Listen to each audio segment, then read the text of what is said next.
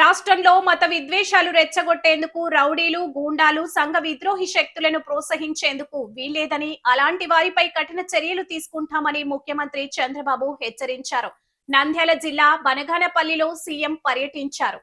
మీ భూమి మీ హక్కు కార్యక్రమంలో భాగంగా అప్పలాపురం, కాపులపల్లి గ్రామాల రైతులకు అధునాతన పాసుపుస్తకాలను పంపిణీ చేశారు. రాష్ట్రంలో గొడ్డలి పార్టీ విసుగు విరామం లేకుండా కుట్రలు కుతంత్రాలు చేస్తోందని, రాయలసీమలో వాళ్ళు రక్త చరిత్ర రాశారు, నేను కొత్త చరిత్ర లిఖించబోతున్నానని వెల్లడించారు.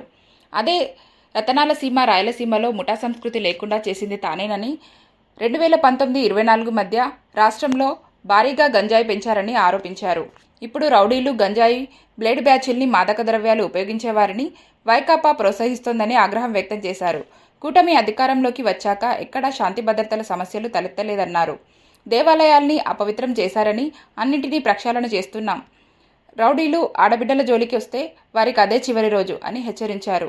ఈ కార్యక్రమంలో రాష్ట్ర మంత్రులు బీసీ జనార్దన్ రెడ్డి, అనగానే సత్యప్రసాద్, కలెక్టర్ రాజకుమారి తదితరులు పాల్గొన్నారు.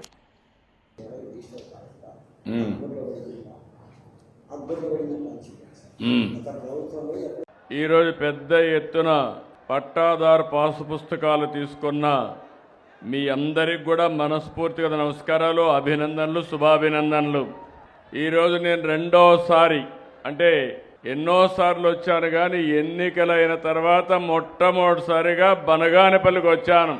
మీ అభిమానం చూస్తున్నాను.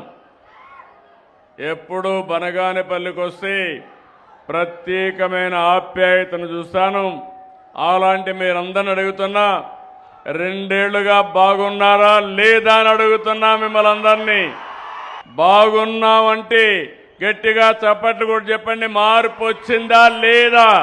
ఎన్నికల్లో మేము ఒక మాట చెప్పాం.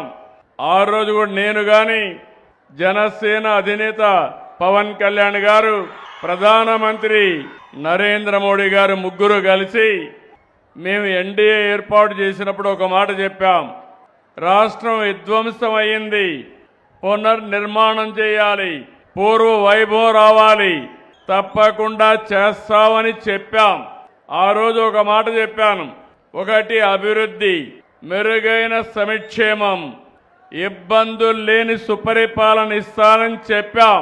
ఈ 2 ఏళ్లలో ఇది జరుగుతా ఉందా లేదా అని మిమ్మల్ని అందరినీ అడుగుతున్నాను మళ్ళీ ఒకసారి. అయితే మీరందరూ కూడా ఒక విషయం గుర్తుపెట్టుకోవాల్సిన అవసరం ఉంది. కొన్ని సమస్యలు వారసత్వంగా వస్తాయి, కొన్ని సమస్యలు కొంతమంది వ్యక్తులు సృష్టిస్తారు. మిమ్మల్ని అందరినీ క్షోభ పెట్టిన పెద్ద సమస్య భూ సమస్య. గత పాలకుల యొక్క పాపాలు, లక్షల కుటుంబాలు ఈ అరాచకానికి దెబ్బతిన్నారు. నేను ఎన్నికలప్పుడు తిరిగినప్పుడు నేను చూశాను మిమ్మల్ని అందరినీ. కొత్తగా ఆ రోజు కొత్త పుస్తకం తీసుకొచ్చారు, ఒక చట్టాన్ని. ఆ చట్టం మీద